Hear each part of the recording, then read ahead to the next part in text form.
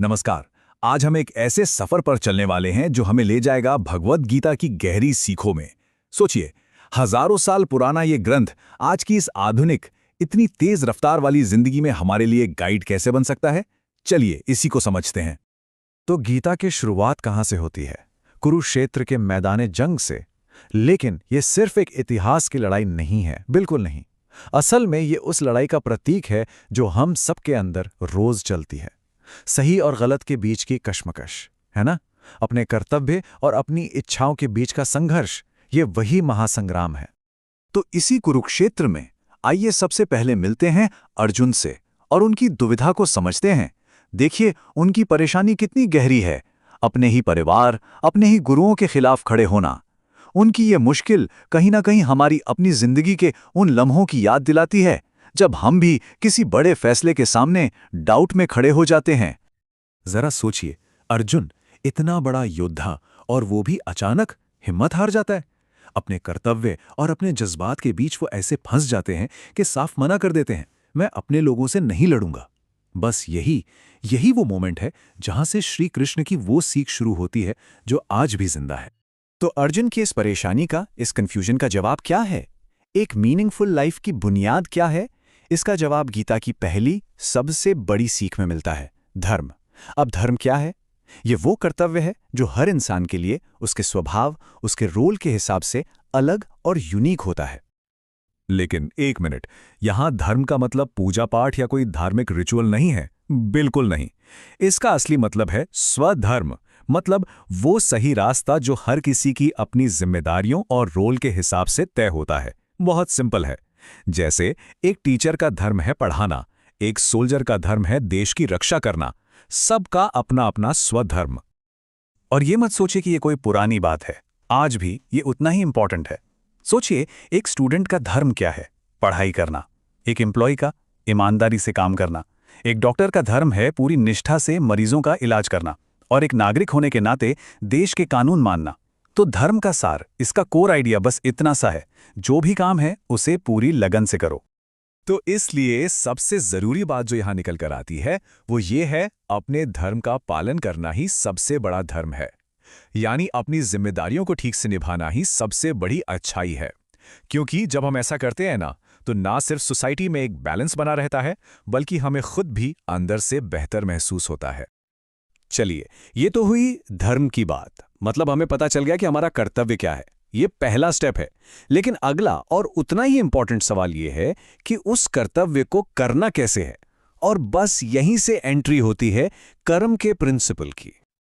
लेकिन यहां एक बहुत गहरा सवाल सामने आ जाता है। सोचने वाली बात है। अगर रिजल्ट यानी फल हमारे हाथ में है ही नहीं, तो फिर मेहनत करने का, काम करने का फायदा ही क्या है ना? यह सवाल हमें मजबूर करता है एक्शन यानी कर्म और डिटैचमेंट यानी वैराग्य के बीच के कनेक्शन को समझने पर। और इस बड़े सवाल का जवाब गीता के शायद सबसे फेमस श्लोक में छुपा है।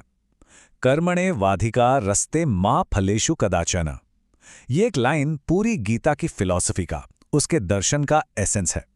यह हमें सिखाती है कि बिना किसी अटैचमेंट के काम करना कितना जरूरी है। इसका मतलब क्या है? बिल्कुल साफ और सीधा।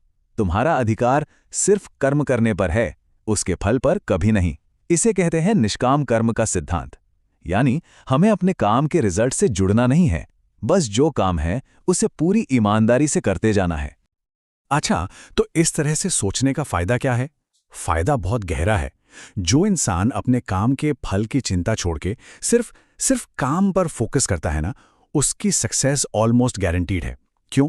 क्योंकि वो रिजल्ट की टेंशन से डिस्ट्रैक्ट नहीं होता, वो अपने काम में 100% दे पाता है। और इससे न सिर्फ काम बेहतर होता है, बल्कि मन को एक अजीब सी शांति भी मिलती है।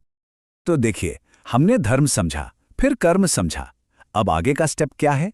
ये लॉजिकल है। अगर हमें बिना अटैचमेंट के अपना काम करना है, तो सबसे पहले कंट्रोल किस चीज पर करना होगा? अपने मन पर। बिल्कुल। तो अब हम बात करेंगे मन पर जीत हासिल करने की। गीता कहती है कि हमारा मन ये दो-धारी तलवार जैसा है। ये हमारा सबसे अच्छा दोस्त भी हो सकता है और सबसे बड़ा दुश्मन भी। जब ये हमारे कंट्रोल में होता है, शांत होता है, फोकस्ड होता है, तो ये दोस्त की तरह हमें सही रास्ता दिखाता है।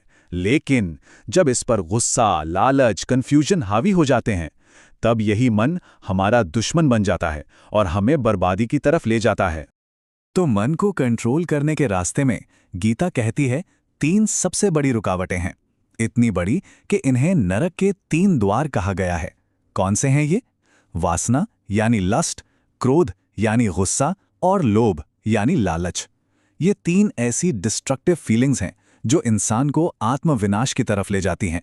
ये हमारी समझ पर पर्दा डाल देती हैं और हमसे गलत काम करवाती हैं। तो फिर इसका इलाज क्या है, सल्यूशन क्या है? गीता हमें होप देती है।